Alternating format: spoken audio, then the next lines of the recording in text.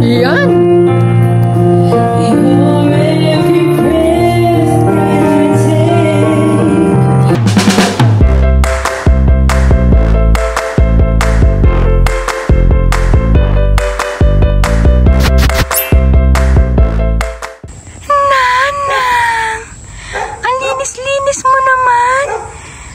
Ko sa galaw ng pusa ang mailap. Hawakan ni. Na nga lang. Sungit naman. Andito na naman ako ulit sa Tagaytay. Tatapusin namin yung curtain na kinabit namin dito noong nakaraan. Ikakabit rin namin yung mga blinds. Hinihintay na lang namin sa architect. At ang oras po ay magte-10 na ng umaga. Yan, naglagay na rin kami ng cover dun sa may pinakampaahan. Doon sa may pinakampaahan para maiwasan na magasgas yung sahig. Lalo na kapag kahoy yung hagdanan.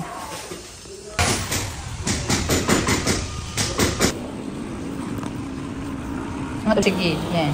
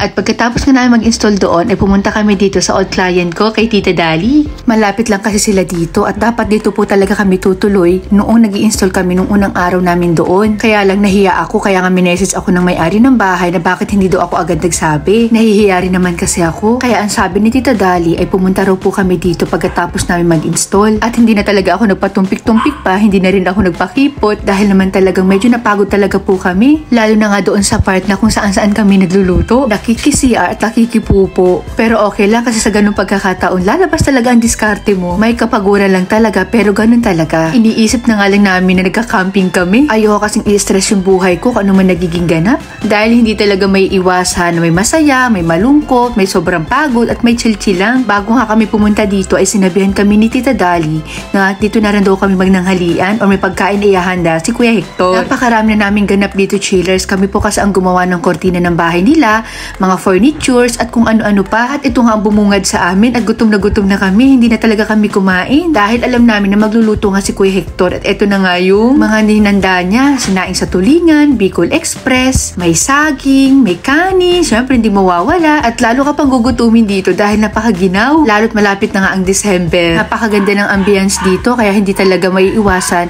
Mapapakain ka talaga ng sobra. Simpleng ulam lang dito, chillers. Ay naku. Kaya kung mura lang siguro ang lote dito, ay naku, napakaganda talaga mag-invest ng simpleng bahay at lupa dito. Malay natin balang araw, diba? Hindi naman masamang mangarap. Libre lang yun. Kaya nga sa mga oras pa lang na yan, nare-relax na talaga ako. Yung feeling na akala mo kinabukasan walang biyahe, ganon. Alam nyo sa mga ganitong ganap, isa ito sa mga nagpapalakas ng loob sa akin. Yung pinaparamdam sa'yo ng tao na mahal ka, mahalaga ka. Isa kasi ito sa part na pinapakita mo sa tao na importante ka sa kanila or humahanga sila sa'yo at higit sa lahat may tiwala sa'yo. At sa tuwing pumupunta nga kami dito sa Tagaytay, hindi ko nakakalimutan na bumili talaga ng ganyan. Lettuce na napakasariwa. Libang na libang nga ako na namimili kami ng mga gulay dito. At ito na nga ang sinasabi ko.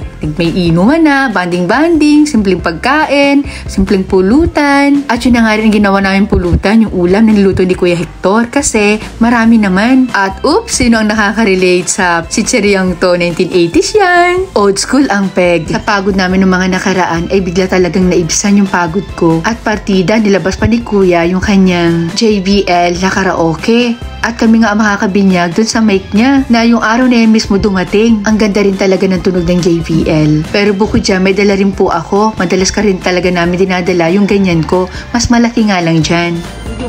Pinipilit para maging lalaki ang datingan.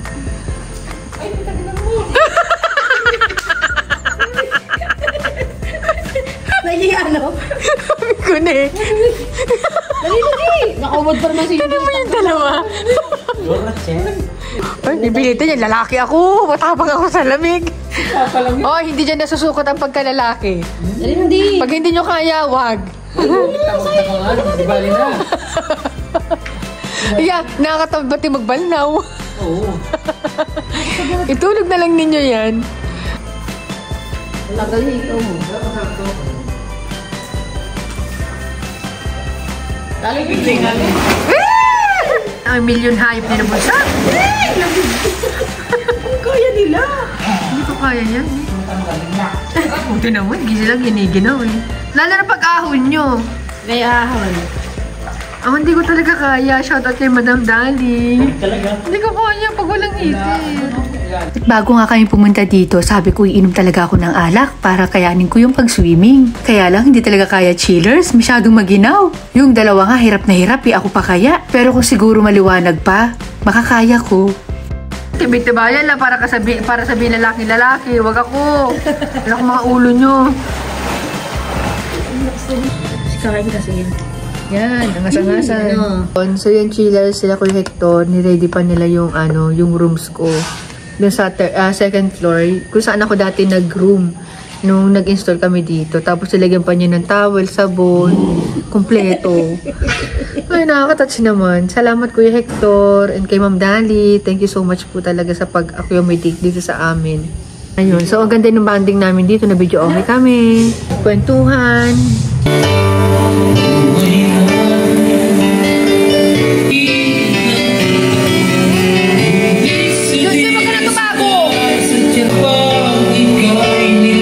Okay lang yan, kat walang music. Lalagyan ko na lang sa edit.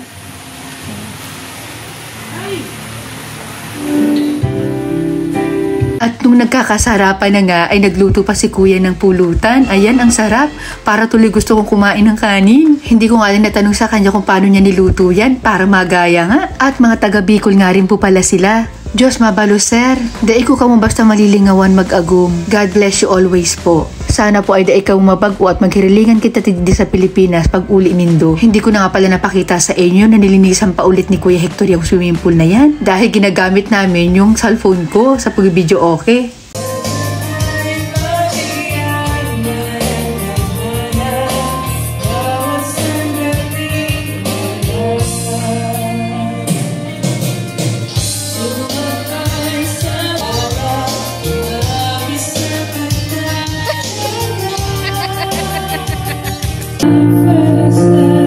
Yan!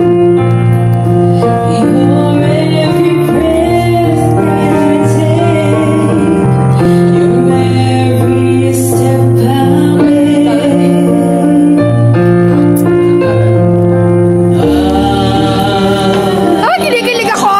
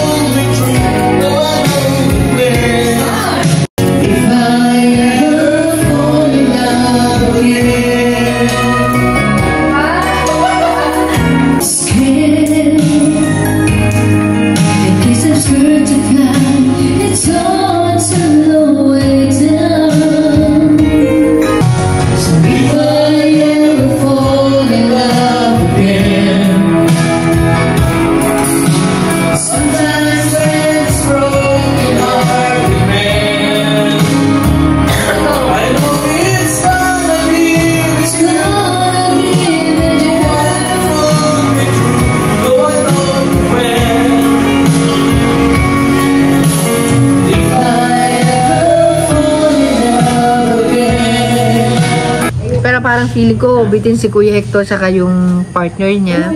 Enjoy naman lahat. So, andito na kami chiller sa room at ang oras po ay magba 1 AM na ng madaling araw. Ayan, so ito yung room ko. Bali dito rin po ako nag-room nung nag-install kami dito ng mga curtain, nag-deliver kami dito. Ayan, so nakabukas na yung aircon at ganito rin doon sa isa pang kwarto. Kasi kami magpinsan, si Jen, dito kami dapat mag-room. Tapos sa kabila naman, si Junjun at saka si Niknik. Kaya lang si Niknik, mas gusto niyang matulog doon sa L3. Kaya yung mag-asawa na lang yun nandun. Ako na lang mag-isa dito.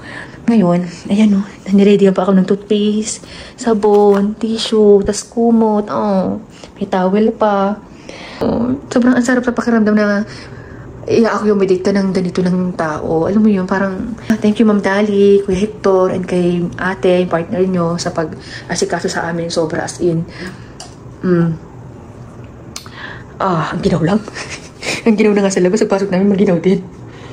Anyway, sobrang nakakatuwa lang. Naiwanan ko pala yung tripod ko dun sa baba. Sulit na sulit yung pagod ko. As in, yung banding na lang namin kanina, sobrang relax ako kasi, to be honest, Julius, wala akong tigil ng biyahe. Araw-araw po ako. Kagaya bukas, may biyahe na naman ako sa Kamuning and Monday sa Cavite. Tapos, Tuesday, hindi ko alam. Anyway, okay lang yan. Ang importante, kahit paano may pumapasok pa rin ng mga client. Ang sarap matulog dito. Ang lamig-lamig. Nakakahiyang pumiga. Anyway. Ay, may tao. Wait lang. Ba't parang taglit ang mata ko?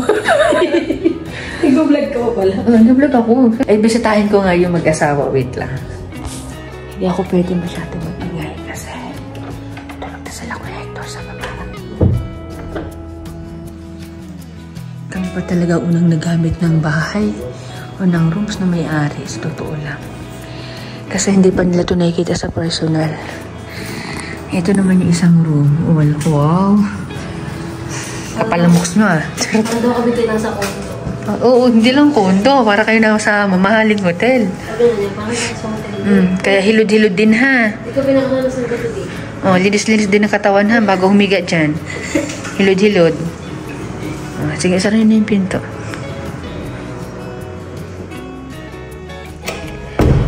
So, ito naman yung rooms ko. Ayan. Yung mga curtain na nakikita nyo, kami po ang nag-install niyan. Saka yung mga nandito. Anyway, hindi pa nila masyado na-fix ngayon kasi may konting problema dito sa bahay. May inaayos. Pasok tayo dito sa room. Ligo muna ako, chillers. Thank you very much. Thank you for watching. And see you on my next vlog. Ma'am Dali, thank you so much po. Grabe. And kay Sir, thank you so much. Bye! Ito pa pala nababanggit sa inyo na ito talaga yung client ko na gusto namin tuluyan. Nung nag-install kami kila Madam doon sa client ko nga. Kasi malapit lang po sila dito. And sabi nga sa akin ni Ma'am Dali, anytime daw, if ever na meron kami mga biyahe dito, pwede daw po kami tumulog dito sa kanila. Dahil lang syempre, medyo nakakahiya naman, di ba? Na kahit pa sabihin na nag-o-offer si Ma'am, hindi talaga maiwasan na nakakahiya. Kasi ang ganda-ganda ng bahay nila, promise. Ako na nagsasabi sa inyo, perfect.